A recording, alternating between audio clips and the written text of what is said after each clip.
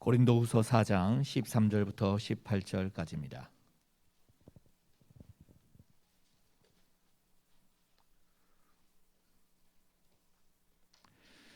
고린도후서 4장 3절부터 18절까지 제가 3절 읽겠습니다. 만일 우리의 복음이 가리었으면 망하는 자들에게 가리어진 것이라. 그 중에 이 세상의 신이 믿지 아니하는 자들의 마음을 혼미하게 하여 그리스도의 영광의 복음의 광채가 비치지 못하게 함이니 그리스도는 하나님의 형상이니라. 우리는 우리를 전파하는 것이 아니라 오직 그리스도 예수의 주 되신 것과 또 예수를 위하여 우리가 너희의 종 된 것을 전파함이라. 어두운 데에 빛이 비치라 말씀하셨던 그 하나님께서 예수 그리스도의 얼굴에 있는 하나님의 영광을 아는 빛을 우리 마음에 비추셨느니라. 우리가 이 보배를 질그릇에 가졌으니 이는 심히 큰 능력은 하나님께 있고 우리에게 있지 아니함을 알게 하려 함이라. 우리가 사방으로 우겨쌈을 당하여도 쌓이지 아니하며 답답한 일을 당하여도 낙심하지 아니하며 박해를 받아도 버림받지 아니하며 거꾸로 뜨림을 당하여도 망하지 아니하고 우리가 항상 예수의 죽음을 몸에 짊어짐은 예수의 생명이 또한 우리 몸에 나타나게 하려 함이라. 우리 살아있는 자가 항상 예수를 위하여 죽음에 넘겨짐은 예수의 생명이 또한 우리 죽을 육체에 나타나게 하려 함이라. 그런즉 사망은 우리 안에서 역사하고 생명은 너희 안에서 역사하느니라. 기록된 바 내가 믿었으므로 말하였다 한 것 같이 우리가 같은 믿음의 마음을 가졌으니 우리도 믿었으므로 또한 말하노라. 주 예수를 다시 살리신 이가 예수와 함께 우리도 다시 살리사 너희와 함께 그 앞에 서게 하실 줄을 아노라. 이는 모든 것이 너희를 위함이니 많은 사람의 감사로 말미암아 은혜가 더하여 넘쳐서 하나님께 영광을 돌리게 하려 함이라. 그러므로 우리가 낙심하지 아니하노니 우리의 겉사람은 낡아지나 우리의 속사람은 날로 새로워지도다. 우리가 잠시 받는 환난에 경한 것이 지극히 크고 영원한 영광에 중한 것을 우리에게 이루게 함이니 우리가 주목하는 것은 보이는 것이 아니요 보이지 않는 것이니 보이는 것은 잠깐이요 보이지 않는 것은 영원함이라. 아멘. 오늘 기도하겠습니다. 아버지 하나님, 또 코로나19 때문에 가정에서 예배드리는 하나님의 귀한 백성들, 우리 식구들을 특별히 은혜를 베풀어 주옵소서. 또 제주도에서 또 저기 베트남에서 또 캄보디아에서 함께 예배드리는 우리 하나님의 귀한 백성들, 시공을 초월한 하나님의 말씀으로 성령의 역사로 함께하여 주옵소서. 말씀이 치유의 말씀이 되게 하시고 복음의 비밀을 누리는 귀한 말씀이 되게 하시고 하나님의 구원의 놀라운 비밀을 누리는 시간이 되게 해 주옵소서. 감사드리며 예수 그리스도 이름으로 기도합니다. 아멘. 이 보배를 질그릇에 가졌으니 지난주에는 그 고린도서 2장에서 우리는 그리스도의 향기라 그랬어요. 그래서 어떤 사람에게는 사망에 이르는 사망의 냄새, 어떤 사람은 생명에 이르는 생명의 냄새가 된다고 그랬죠. 그런데 오늘 고린도후서 3장에는 그런 이야기 나옵니다. 1절에 자천이라는 말이 나오고요. 그리고 추천서라는 이야기가 나옵니다. 자천은 자기 자신이 추천하는 그 이력서를 이야기하는 것이고요. 추천서는 남이 이제 사람을 소개할 때에 써서 주는 그런 추천서고요. 또 2절에는 이것이 편지라는 말로 이렇게 바꿔 표현합니다. 로마서 16장 1절에는 바울은 우리 자매 페베를 갱그리아의 일꾼으로 추천한다 하고 추천의 이야기를 꺼내고 있습니다. 당시에 교사들이 예루살렘 사도들에게서 추천을 받아가지고 그 아시아와 마게도니아 이렇게 로마까지 들어갔어요. 사람들이 열심히 있는 사람들이 로마까지 들어와서 개척한 교회를 들어가서 성도들을 가르친다는 이런 활동을 하고 있었습니다. 그런데 그 중에는 많은 사람들이 그 유대교에서 들어온 자들로 거짓 교사들이 있었어요. 그래서 가는 곳마다 은밀하게 들어가서 바울을 이렇게 까뭉기고 막 사도성을 부인하고 선동을 했습니다. 이 사람은 예루살렘 사도들의 추천서도 없는 사람이다. 그리고 예수님이 3년 동안 이렇게 제자들을 데리고 다닐 때 그때의 제자가 사도들인데 그 속에 있지도 않았다. 그리고 이 사람은 정말 얼마나 교회를 핍박했던 사람이냐 이렇게 얘기를 하면서요 교회를 이간하고 파당을 짓고 무너뜨리는 것이었어요. 자, 그들은 바울의 사도권을 부인한 것이죠.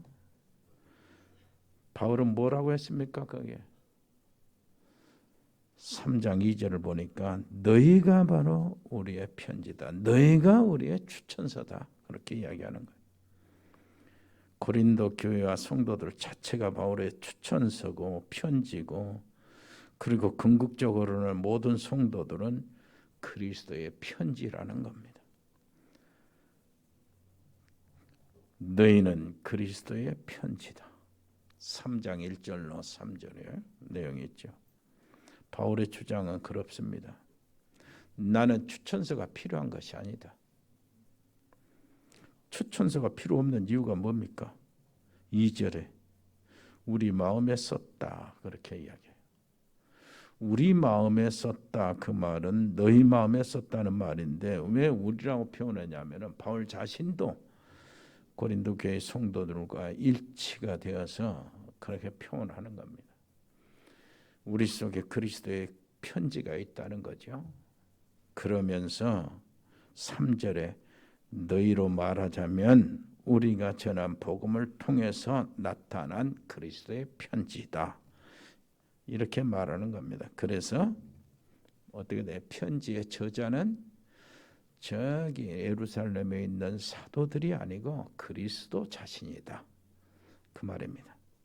대필자는 글을 대신 써주는 사서가 아니고 현장을 열고 교회를 세운 전도자들이다. 그리고요 먹은 잉크가 아니고 너희 안에 살아계신 성령이시다. 그리고 용지는 그 3장의 뒤에 보면 돌비라는 말이 나와요. 십계명 돌판 얘기죠. 돌비가 아닌 마음의 비고 신비라는 것이다. 이렇게 이야기합니다. 그래서 3장을 보면은요. 율법과 복음을 계속 이야기합니다. 대칭을 하고 풀어나가요. 계속.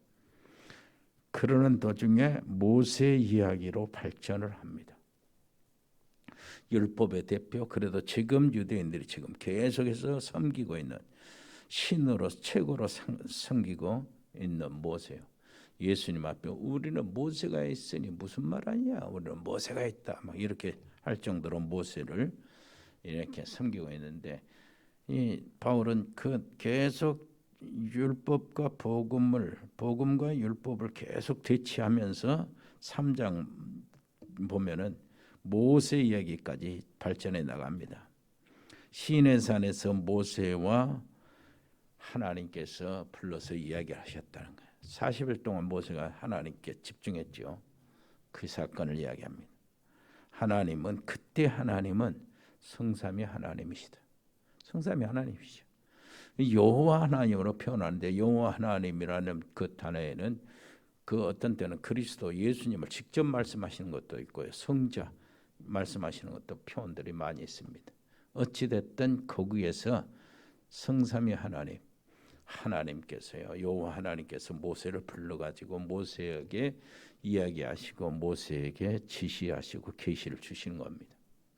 앞으로 어떻게 백성들을 이끌어 나갈 것인가 하는 거 알려주시죠. 말씀을 주시는 겁니다.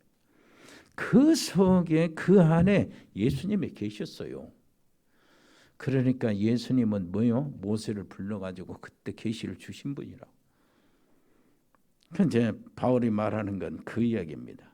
시내산에서 모세는 잠시 하나님과 가까이 있었는데 그 가까이 있었던 짤막한 기간을 통해서 얼굴에 광채가 나는 것이다. 하나님을 접촉하면 그래. 얼굴에 광채가 났어. 그래서 백성들을 만날 때 모세는 수건으로 얼굴을 가리고 백성들을 이야기하고 말씀을 전달한 거예요. 이게 마태복음 17장 1절로 8절에 일어난 사건의 의미인데요. 예수님이 변화산에서 모세와 엘리야를 소환합니다. 불러내요. 모세와 엘리야를 만나러 예수님이 가신 것이 아니고 예수님 변화산에서 모세와 엘리야를 불러내신 겁니다. 시내 산에 계셨던 하나님이 모세를 다시 불러내는 거예요. 불러내 가지고 말씀을 나누시고 일어난 일을 제자들에게 체험을 시키는 겁니다. 그래서 모세와 이야기했던 그 얘기가 아니고 목적은 뭐예요? 제자들에게 무엇인가 체험을 시키려고 하는 거예요. 뭘 체험시킨 겁니까? 마태복음 16장 16절에요. 주는 그리스도시요 살아계신 하나님의 아들입니다. 고백했는데요. 거기에서 사람들이 가지고 생각했던 모세나 엘리야나 에레미야나 선지자 중에 하나, 세례 이것이 아니다는 사실을 체험을 시키도록 그 변화산에 불러내신 겁니다. 그 체험이요. 모세도 사라지고 엘리야도 사라지고 오직 예수만 남는 그 체험을 말합니다. 여러분들이 그 체험을 하시기를 바랍니다. 그것을 완전히 거기에서 모든 것을 누려야 돼요. 오직 예수만 보이는 체험입니다. 율법주의, 신비주의, 인본주의, 박애주의, 종교 다 사라지고 오직 복음만 남는 체험이에요. 이것이 바로 우리의 모든 승리의 전초가 되는 겁니다. 모든 것이 돼요. 그러나 3장 13절에 보니까 뭐요? 그 광채는 잠시 있다가 없어진 광채였어요. 이것이 인간의 한계입니다. 모세도 원죄에 오염된 인간입니다. 창세기 3장 아래 있었던 인간이요. 이스라엘은 지금도 모세를 우상시하고 있는데 나중에는 이스라엘 백성들이 또 모세를 우상으로 섬길까 봐 시체도 못 찾게 감추어 버렸어. 모세가 그때 받아낸 그 만들어낸 언약궤도 싹 감춰 버린 거예요. 우상이 될까 봐. 14절 그런데도 오늘날까지도 구약을 읽을 때 수건을 벗지 않고 있는 것이 그 수건은 그리스도 안에서 없어질 것이라고 말합니다. 율법을 읽을 때에 수건이 유대인들의 마음을 덮어버린 것인데 16절 보세요. 그러나 언제든지 주께로 돌아가면 그 수건이 벗겨지리라. 모세도 안 보이고 엘리야도 안 보이고 오직 예수만 보이더라. 그렇게 돼야 돼요. 이게 하나님이 원하시는 것이라. 3장 17절을 보니까 주는 영의 신이 주의 영이 계신 곳에는 자유함이 있다. 율법 아래 있는 사람들은 마음이 소경이 되었어요. 마음 위에 수건이 덮였어요. 특히 메시아 되신 예수님 오신 후에도 구약에 머물러 있는 유대인 바리새인들 제사장들은 모세의 수건이 그들의 마음을 아직도 덮고 있던 거예요. 그런데 율법 하나님의 말씀이잖아요. 십계명 하나님의 말씀이잖아요. 문제는 복음을 보내시려고 율법을 앞서 보내신 거예요. 그러니까 복음을 받을 준비를 하도록 하기 위해서 율법을 보내신 겁니다. 복음을 받지 않는 것이 문제고 이스라엘 유대인들 왜 복음을 안 받았습니까? 선민 사상 때문이었어요. 복음을 받고 전도자로서의 선민인데 그들은 어떻게 했습니까? 세상에 복수하고 세상을 지배하게 될 선민으로 이렇게 자기 자신들을 오해한 거예요. 그래서 율법주의 바리새주의에 빠져버렸어요. 로마서 5장 13절에 보니까 율법이 오기 전에는 뭐예요? 죄를 깨닫지를 못했어요. 내가 죄를 지은 죄인이면서도 죄인인 것을 알지 못해요. 왜냐하면 뭐가 죄인가 기준이 없었기 때문에. 그래서 율법이 죄를 드러내게 만들고 네가 죄인이라는 사실을 지적하시는 거예요. 로마서 5장 20절 보니까 율법은 죄를 더하게 한다는 거예요. 그 말은 무슨 말? 내가 자세히 율법을 제대로 지키면 지킬수록 나는 죄가 더 많다, 끔찍하다 하는 것을 인정하지 않을 수 없어요. 그걸 계속 발견하는 겁니다. 그래서 율법은 복음이 아니면 살 길이 없다. 그 결론을 내리게 만드는 거예요. 그것이 율법의 기능이요. 그래서 율법이 귀중하고요. 그래서 율법이 하나님의 말씀이다 말이에요. 그래서 율법이 복음으로 인도하는 선생이 된다. 가이드가 되는 겁니다.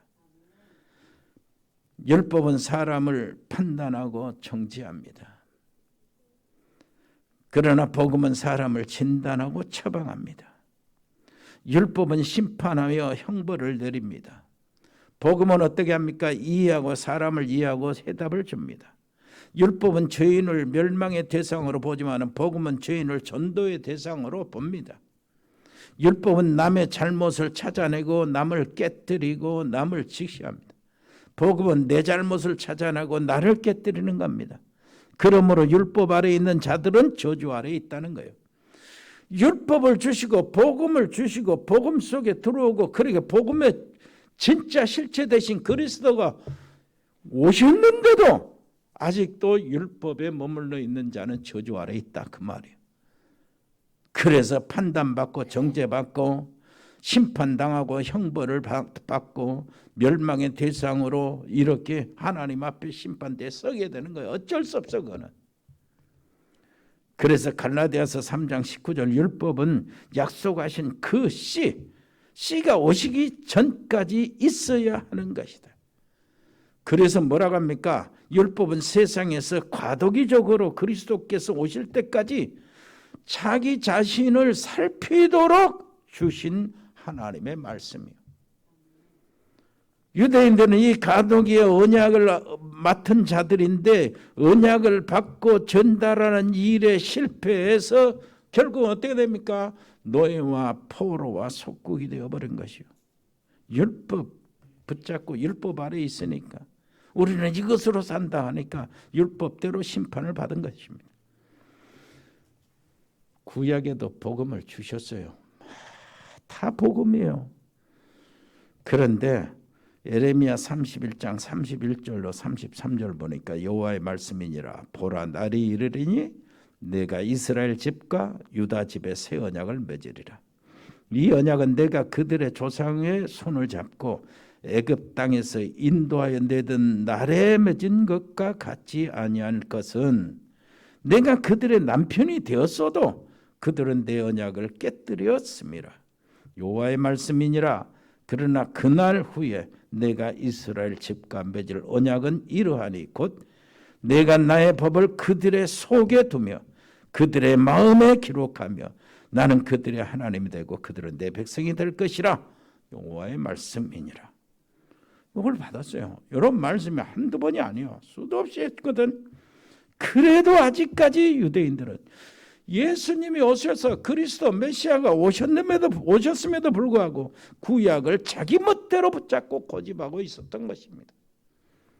그래서 율법 아래에 있는 자들은 저주 아래에 있나니 유대인들이 그렇게 그 민족들을 끌어안고 망해버린 겁니다. 주의 영이 계신 곳에는 자유함이 있다 그랬어요. 그리스도께 들어간 사람은 수건이 벗겨진 것입니다. 그리스도를 영접하면 무지의 수건이 벗겨지고 돌비가 부드러운 마음의 신비로 바꿔지는 거예요.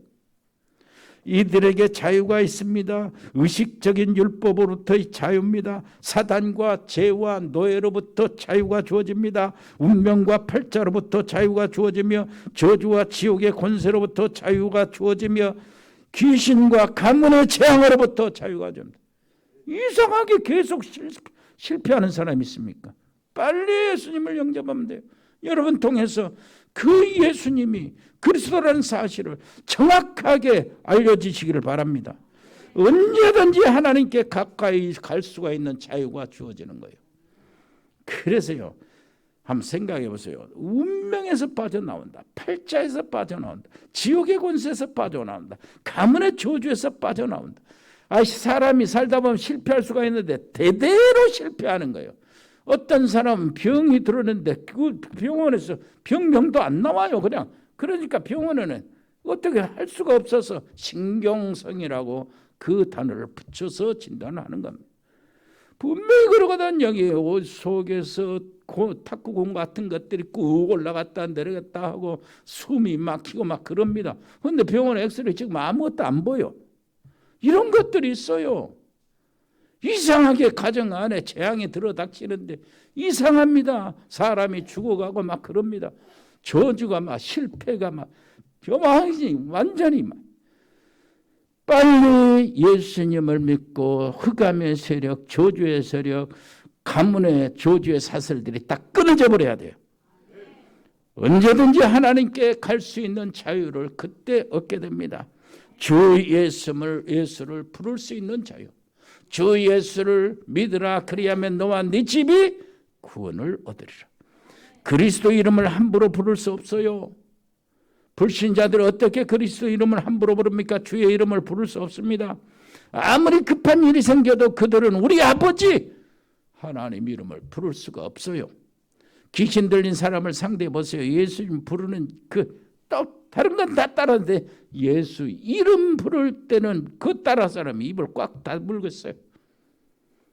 그렇게 아무나 부를 수 없습니다. 우리 아버지의 이름 언제라도 우리는 부를 수가 있습니다. 아버지이기 때문이요.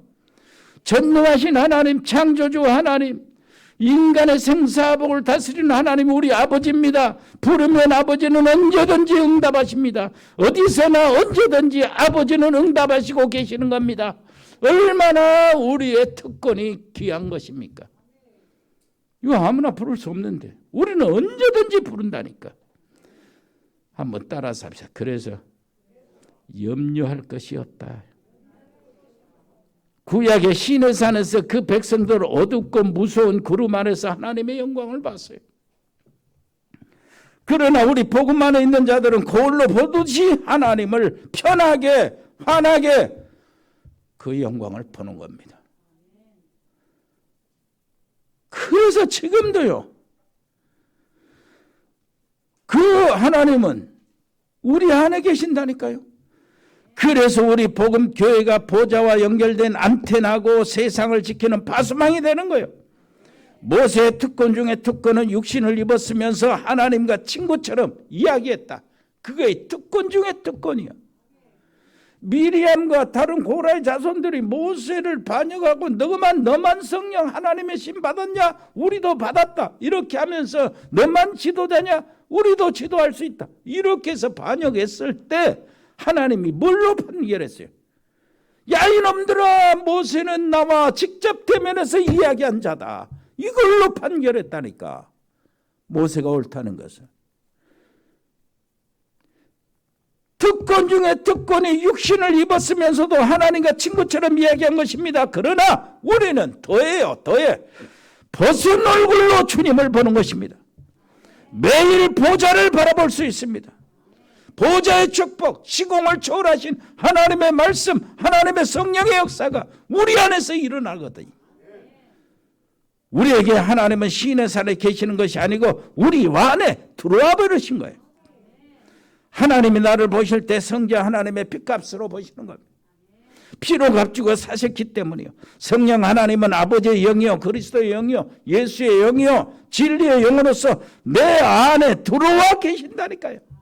그러면 끝나는 거 아니에요? 하나님과 함께 잠깐 있는 그것이 모세의 특권 중에 특권이고 최고의 권능이었다면 우리는 지금 하나님이 내 안에 들어와 계시는데요. 걱정할 것이 없어요. 불신자들이 하나님의 이름 부를 수가 없습니다. 뭐 입이 절로 터졌다고 부르는 게 아니에요. 부를 수가 없습니다.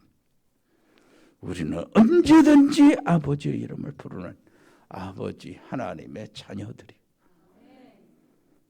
그래서 4장 3절에 우리가 읽은 3절에 그 얘기하는 거예요. 만일 그리스도의 복음이 가리웠으면 망하는 자들에게 가리워진 것이다. 아멘. 내게 복음이 가려지지 않아야 돼요. 복음이 수건으로 가려져 있다면 그 말이야. 지금 바울이 앞에서 이렇게 연결해서 이렇게 보면 망한 것이다. 하나님의 백성이라는 바리새인들이 율법주의로 빠지면 망한다는 것이. 2장에는 향기로 비유하잖아요. 누구에게는 그 향기 때문에 사망에 이르는 냄새가 되고 누구에게는 복음의 향기 때문에 생명에 이르는 냄새가 된다. 뭐가 그렇다는 것입니까? 복음이 그렇다는 거예요. 복음이 그런데 누구로 좌우된다는 겁니까? 복음 전도자를 통해서 그렇게 된다. 복음이 어떤 사람에게는 사망으로, 어떤 사람은 생명으로 이렇게 되는데 그 구분이 어디서 나타납니까? 전도자를 통해서요. 전도자가 그렇게 만드는 거예요. 전도자를 통해서 복음을 정확히 듣는, 복음을 들으면 복음은 사람 살리는 거잖아요. 그런데 정확한 복음을 이렇게 듣고 내가 예수를 믿어야 되겠구나. 이렇게 하면은 예수님을 제대로 영접한다면 확실히 정확히 구원을 받습니다. 그런데 이 정확한 복음을 듣고도 안 믿으면 정확히 멸망합니다. 핑계를 못 한다는 것이죠. 내가 복음을 안 들었는데요. 주님 하나님 앞에서 복음을 들은 적이 없어요. 누가 전해줬어야 내가 믿죠. 그 핑계를 못 댄다는 거예요. 그러므로 전도자의 발걸음은 무서운 발걸음이요. 어떤 사람은 살리고 어떤 사람은 죽이고 하는 그 성부가 되는 전도자의 발걸음. 옆에서 이야기하고 당신의 발걸음이 이렇게 중요한 발걸음. 무서운 발걸음이요. 정말. 이게 이제 수건의 비유로 말합니다. 복음이 수건으로 가려졌다면 망할 자에게 가려진 것이다. 구원받은 자는 복음이 수건을 벗은 것 같이 분명한 생명이지만 멸망하는 자들에게는 복음이 아직도 수건에 가려진 것 같이 보이지 않는 거예요. 왜 안 보입니까? 4장 4절 한번 보세요. 같이 읽어볼까요? 시작. 그 중에 이 세상 신이 믿지 아니하는 자들의 마음을 혼미케 하여 그리스도의 영광의 복음의 강체가 비치지 못하게 하매니 그리스도는 하나님의 형상이니라. 그랬어요. 사단입니다. 이 세상 신. 요한계시록 12장 9절에 보니까 반역한 천사장이 하나님께 정죄를 당하고 거기서 쫓겨나는데 그 천사들 자기의 사자들을 데리고 오는 거예요. 그게 타락한 천사고 그 사자는 마귀하고 같은 존재고요. 그리고 사단 마귀 했을 때는 성경에 항상 단수로 나옵니다. 그런데 귀신들은 항상 복수로 나와요. 그래서 사단이 왕초고 타락한 천사들을 끌고 왔는데 그것들이 이 세상의 영으로, 귀신의 영으로, 미혹의 영으로 활동하는데 수많은 사상 속에 들어가고 사상을 만들어내고 합니다. 모든 어둠의 세력들은 그 속에 다 있어요.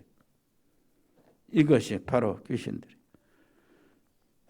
에베소서 2장 2절 보니까 공중의 권세를, 하나님으로부터 쫓겨나서 공중의 권세를 잡아버려요.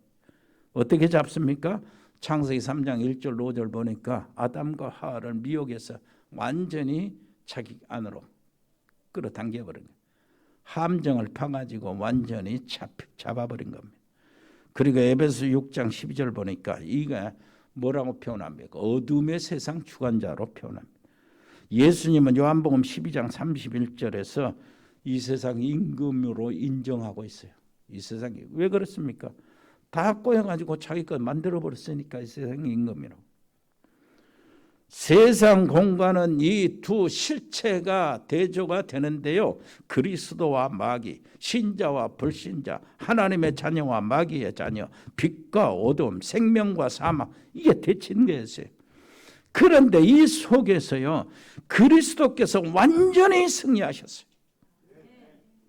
그래 우리는 그리스도의 하나님의 백성들은 한편으로는 대장 되신 그리스도의 군사들입니다. 깃발을 꽂는 자들이 주의 백성들이여 전도자의 삶이요.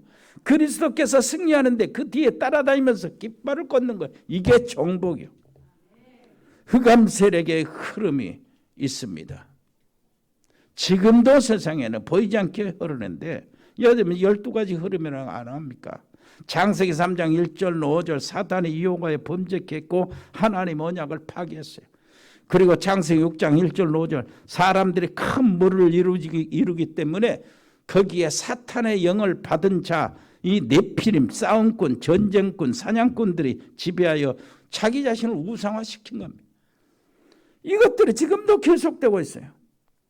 창세기 11장 1절 5절 보니까 인류가 형성이 되니까 타락한 이 인간들이 이구동성으로 하나님을 대적하는 바벨탑을 쌓기 시작하는, 지극히 높은 곳에 있는 그 하나님을 끌어당기고 우리가 그 자리를 차지하자, 이런 식이죠. 이렇게 해서 바벨탑 시대가 지금도 계속되고 있는데 이것이 어떻게 됩니까? 문화로 세상 전체에 파고 들어가 자리 잡은 거예요. 무속문화, 점실문화, 우상문화, 이거 이루는데 모든 문화가 귀신의 노름판이 되고 있어요. 여기에서 사람이 태어나는 겁니다. 그러니 당연히 마귀의 자녀예요. 우상과 점술이 풍속이 되어서 귀신에게 시달리고 마음과 정신이 항폐해지고 육신의 문제가 끊임없이 일어납니다. 육신의 문제. 그래서 예수님 뭐라고 해요? 수고하고 무거운 짐진자들아 그러는 거예요. 육신의 문제, 가정의 문제, 남편의 문제, 경제의 문제, 자녀들의 문제 끊임없이 계속되는 거예요. 이것으로 끝나지 않고 영원한 지옥의 심판이 기다리고 있어요. 인간은 없어지는 존재가 아닙니다. 영적인 존재예요. 안 보인다고 뭐 천국 바깥 가봤습니까? 에? 이렇게 얘기해. 하나님 안 보이는데 하나님 만나봤습니까? 보여줘요. 보여주면 믿겠다는 사람들이 있어요. 참 어리석은 사람들이죠. 자기 영혼 있는 것도 모른다. 이거 내 안에 들어있는 영혼도 모르면서. 자, 우리 마음, 우리 속에 정신이 있어요, 없어요? 정신이 있잖아요. 마음이 있어요. 마음이 있어요. 정신과 마음과 육신을 컨트롤하고 있는 내 영혼이 내 안에 내 자아가 있어요. 이게 나 몸에서 빠져나면 나는 시체실로 당장 가는 거예요. 마음이 있고 정신이 있는데 엑스레이를 찍어봐도 마음이 안 보여요. 가슴을 열어봐도 마음은 안 보이고 뇌를 열어봐도 정신은 안 보입니다. 그러나 분명히 있잖아요. 정신이 없다고 하면 정신이 나가버리면 어때요? 미친놈 되는 거예요. 바로 정신 빠진 놈 그러는 거예요. 안 보인다고 없다고 그러면 얼마나 무식한 사람입니까? 하나님이 안 보인다고 없다고 그럽니까? 천국과 지옥이 안 보인다고 없는 것입니까? 인간은 망하지 않고 인간의 영혼은 영원한 존재라니까요. 천국에서 영원히 사냐, 지옥에서 영원히 사냐, 이거예요. 영적인 존재이기 때문에. 그래서 요한복음 1장 1절로 3절 예수님이 태초에 계신 말씀이요 말씀은 하나님이시고 이 말씀이 뭐가 됩니까? 하나님과 모든 만물이 존재의 근원이 되시고 만물이 그로 말미암아 지은 바 되었고 하나도 그가 없이는 된 것이 없다 그랬잖아요. 그 안에 생명이 있었으니 생명은 사람들의 빛이다요. 이 빛이 비춰야 예수를 믿게 된다니까요. 이 빛이 어둠에 왔을 때 어둠이 이 빛을 알지 못하고 자기 백성들이 왔으면 그 영접지 않았는데 그러나 한번 따라서 그러나 영접하는 자, 그게 이제 차이가 있는 거예요. 수많은 사람들이 수건에 가리워가지고 복음이 가리워가지고 혼미케 하는 영에 붙잡혀서 그 어둠이 빛이 왔지만 깨닫지 못하는 그때에 그 말이요. 하나님께서 미리 말해주고 구약시대부터 계속해서 알려주고 계시해 줬는데 그 백성들도 영접을 안 했지만 그 말이요. 세상의 어둠이 영접을 안 했는데 그 백성들도 영접을 안 했는데 그러나 한번 따라서 합시다. 그러나 영접하는 자, 곧 그 이름을 믿는 자들에게는 하나님의 자녀가 되는 권세를 주고, 이게 우리가 받은 축복이라니까요. 이거 어떻게 깨달았습니까? 바요나 시몬아 네가 보겠도다. 이것을 어떻게 알았냐? 이것은 인간의 지식으로 아는 것이 아니다. 인간의 경험으로 아는 것이 아니다. 하늘에 계신 아버지께서 알게 하셨구나. 이거요, 이 축복입니다. 복음을 깨닫는 거예요. 하나님의 형상 회복과 누림이 이제부터 시작이 되는 거예요. 창세기 1장 24절에서 28절까지는 가장 중요한 정보가 들어있습니다. 이 창조의 비밀이요. 그 정보를 알아야 생사가 갈림길이 이렇게 선택이 되는 겁니다. 거기 보니까 하나님께서 만물을 그 종류대로 창조하셨다는 거예요. 물고기 종류대로, 풀나무 종류대로, 공중에서 종류대로 창조하셨다. 그런데 27절을 보니까 창세기 1장 27절 인간은 하나님의 형상대로. 무슨 말입니까? 생존의 비결을 주신 거예요. 생존의 비결. 법칙을 세우신 겁니다. 물고기는 물 떠나선 살 수 없다. 인간 하나님의 형상대로 내 형상대로 지음받고 내 생명을 받은 인간은 나를 떠나서는 살 수 없다. 그 말이에요. 이 하나님의 형상을 가지고 하나님의 영광을 위해서 만물을 정복하고 다스리는 것이 인간의 창조의 목적입니다. 그래서 창세기 22장 8절에는 인간을 위해서 동산을 만들어 주신 것이 그것이 바로 하나님 나라요 하나님과 동행하는 장소요 보호자의 빛을 받는 장소요 보좌와 통하는 지성소입니다. 그런데 그 에덴에서 사건이 터졌어요. 이 사건이 창세기 3장 사건이 사단의 유혹을 받고 범죄해서 하나님을 떠나게 된 거예요. 이 사건이 이 땅의 문제의 본질입니다. 여기서 모든 문제가 시작되었어요. 인간은 언제와 불신앙으로 죽어버리고 하나님의 형상을 상실해버리고 허물과 죄로 죽었던 인간이 스스로 여기서 빠져나오는 것은 절대 불가능한 일이 되어버렸습니다.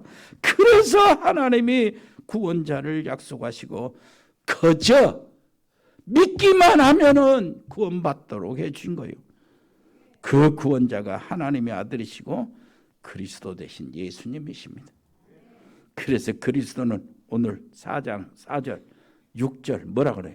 하나님의 형상이라. 그리스도는 하나님의 형상입니다. 그리스도를 영접하는 즉시 잃어버린 하나님의 형상을 회복하는 것이요. 신라곤을 회복하는 겁니다.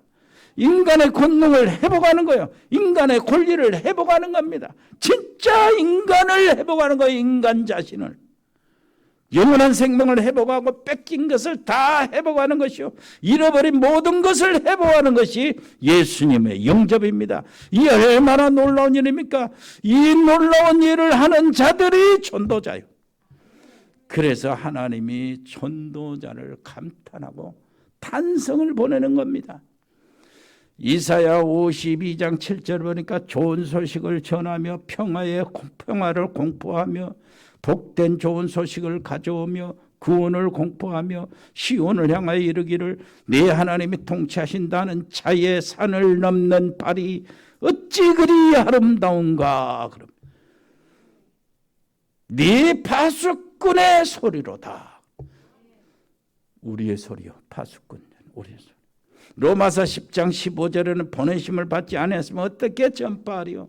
하면서 하는 말. 기록된 바 아름답도다 좋은 소식을 전하는 자들의 발이여함과 같으니라. 얼마나 하나님께서 전도자의 발걸음을 아름답게 보셨습니다. 여러분들의 삶을 하나님이 아주 그냥 감탄하고 찬사를 보내시는 것.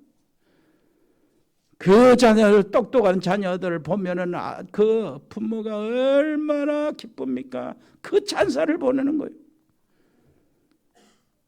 하나님은 영이십니다. 인간도 영적인 존재요. 그래서 인간은 하나님을 만나야 됩니다. 그런데 인간은 육신에 속해 있어요. 그래서 하나님을 볼 수가 없습니다. 보여야 찾으러 가든가 만나지. 만날 수 없어요. 그래서 이 문제를 해결해 주시려고 하나님이 자신이 인간이 되어 오신 거예요. 눈에 보이게 오신 겁니다. 그래서 만나게 하신 그분이 예수님이시에요.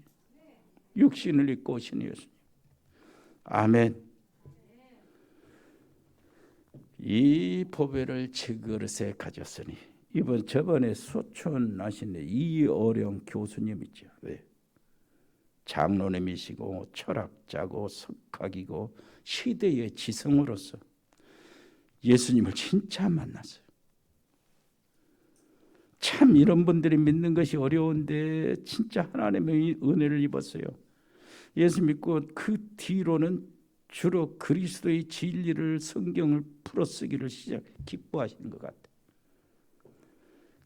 누구 어디서 그 오늘 이렇게 지금 소천하신 그 누굽니까 하용조 목사님이 계실 때에 예수님은 그 교회에서 영접을 했어요. 그리고 인생이 완전히 바꿔진 거예요. 그 속에 보배가 들어간 겁니다. 이 보배를 질그릇에 가졌으니 4장 7절 다시 한번 읽어볼까요? 우리가 이 보배를 질그릇에 가졌으니 이는 심히 큰 능력은 하나님께 있고 우리에게 있지 아니함을 알게 하려 함이라. 아멘. 그렇습니다. 창세기 1장 28절 하나님의 형상 가진 자들이 세상을 정복해야 세상을 살리는 거예요. 237을 복음으로 정복하는 여러분들 되시기를 바랍니다. 여러분 가정이 한 나라를 감당할 수 있어야 돼요. 왜냐하니까 복음 정말로 하나님의 놀라우신 그 백성들의 기도잖아요. 아버지 이름을 부르면서 하는 기도 있잖아요. 기도는 하나님 보좌를 여행하는 것이 기도입니다. 237 세계 나라 전체를 훑어나가면서 돌아다니는 것이 기도라니까요. 기도는 보좌를 내게 끌어당겨서 여기서 보좌의 모습이 일어나는 것이 기도예요. 아멘. 여러분 놓치지 마세요. 그래서 보좌에 일어나는 일은 시공을 초월한 일이 되는 거예요.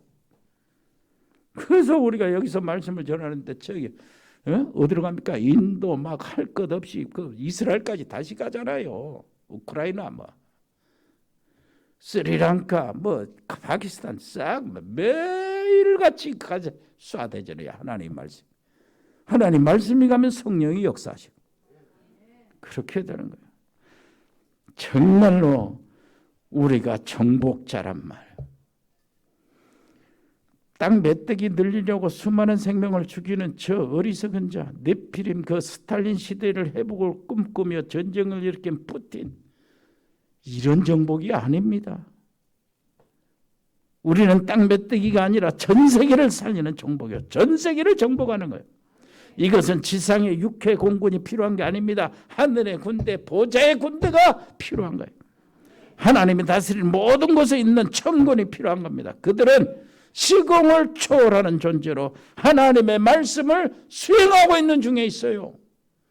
하나님의 말씀이 여기서 선포가 되면 그들은 나와서 하나님의 말씀을 수행해야 돼요. 에덴과 보좌의 축복을 우리가 누려야 됩니다. 하나님의 지극히 큰 능력을 누려야 되는 거예요. 자, 여러분 이렇게 되면 상태가 바꾸어지는 거예요. 한번 읽어볼까요? 8절 우리 보배를 질그릇에 가졌어요. 심히 큰 능력은 하나님께 있다고 그러죠. 8절 같이 읽어요. 우리가 사방으로 우겨쌈을 당하여도 쌓이지 아니하며 답답한 일을 당하여도 낙심하지 아니하며 박해를 받아도 버림받지 아니하며 거꾸로 뛸림을 당하여도 망하지 아니하고. 이게 말이 전부 다 전쟁을 배경으로 해서 나오는 단어들입니다. 여러분 사방으로 우겨쌈을 당하여도 쌓이지 않습니다. 예? 답답한 일을 당하여도 우리는 낙심하지 않습니다. 핍박을 받아도 우리는 버림받지 않습니다. 절대 그렇습니다. 몰아치고 쫓기다가 피하다가 이렇게 잡혀버렸어요. 거꾸로 됨을 당했습니다. 그러나 내 안에 그리스도께서 만왕의 왕께서 살아계시니 망하지 않습니다. 글래디에이터 검투사들 있잖아요. 상대를 거꾸로 때린 다음에 딱 칼을 딱 대고 목에 대고 저를 봅니다. 누구를 보는 거예요? 황제를 보는 거예요. 황제의 손이요. 손을 보는 거예요. 이렇게 되면 죽이고 이렇게 되면 사는 거예요. 그것으로 결정이 되는 거예요. 여러분, 기껏해야 또라이 같은 황제들이 계속 피파가면서 이렇게 글을 돼 있다. 취미로 금투사들을 싸움시키고 사람 죽이고 하는 그런 또라이들. 이런 사람들도 요거 하나로 사람 죽고 살고 하는데, 황제 중에 황제, 만왕의 왕 중에 왕. 무슨 말이 알겠어요? 하늘에 계신 최고의 왕, 인간의 생사복을 완전히 주관하시는 전능하신 창조주 하나님, 인간을 지으신 하나님, 그 하나님께서 거꾸로 뜨림을 당하여도, 맞아요? 여러분 한번 따라서 해봅시다. 엄지척 해보세요. 하나님께서 이거예요. 이렇게 하신다니, 이렇게 하면 사는 거예요. 이렇게 해버리면 끝나는 거예요. 하나님이 나를 보고, 아멘. 그러면 하나님의 엄지척 하는데 어떻게 로마의 황제 엄지척도 어마어마 살고 죽게 만드는데 하나님이 우리를 향하여 엄지척. 여러분 산업을 보고 엄지척 살아나게 돼 있어요. 여러분 가정을 보고 엄지척 살아나게 돼 있어요. 우리가 정말로 아무것도 없고 연약하지만은 인도 보고마, 파키스탄 보고마, 아시아 48개국의 보고마, 알테스 신학교를 세우는 하나님이 보실 때 엄지척이야. 그야말로 야야야. 우리 성도들 다 야야야야. 이것이 내가 받은 축복이요. 놓치지 마세요. 서로 기뻐하고 감사하시길 바랍니다. 아버지 하나님 은혜를 감사합니다. 저들이 인생의 승리의 길을 열어주시니 감사합니다. 저들은 연약하지만 내 안에 계신 그리스도 보배를 가진 것을 감사합니다. 이 보배를 우리가 가졌는데 그것은 능력이 지극히 큰 것은 하나님께 있고 우리에게 있지 않는 것을 알도록, 그래서 하나님께 언제든지 의지하며 겸비하게 해 주옵소서. 예수 그리스도 이름으로 기도합니다. 아멘. 아버지 하나님 은혜를 감사합니다. 저희들이 드려진 예물을 받으시고 아버지시여 237 나라 5천 종족 복음화에 앞당겨지는 예물이 되게 해 주옵소서.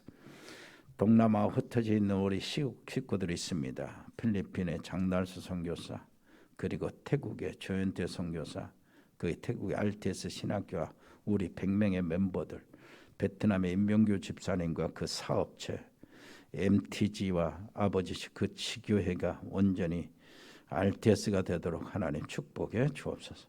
싱가포르의 배인성 원사님과 자녀들, 캄보디아의 박재희 교수와 가족들, 언어교육학원, 거기에 지교회가 RTS로 바꿔지게 해 주옵소서.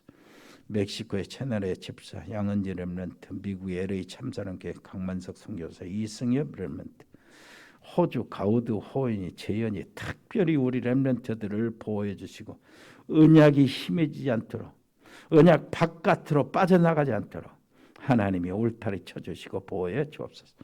아버지 안에 브라질의 민선 김천 집사님 가족들, 제주도 최종국 목사와 그 가족들을 지켜주시고 하순 지교의 노 집사님들을 축복해 주옵소서.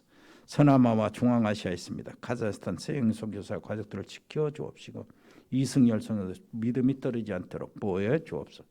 동북아시아에 있습니다. 중국의 아버지 안에 이세원 선교사, 칭화대 정수경 전영기 박사 부부를 축복하시고 일본의 이종훈 선교사 가족들, 몽골의 김영길 선교사 가족들을 보호해 주옵소서.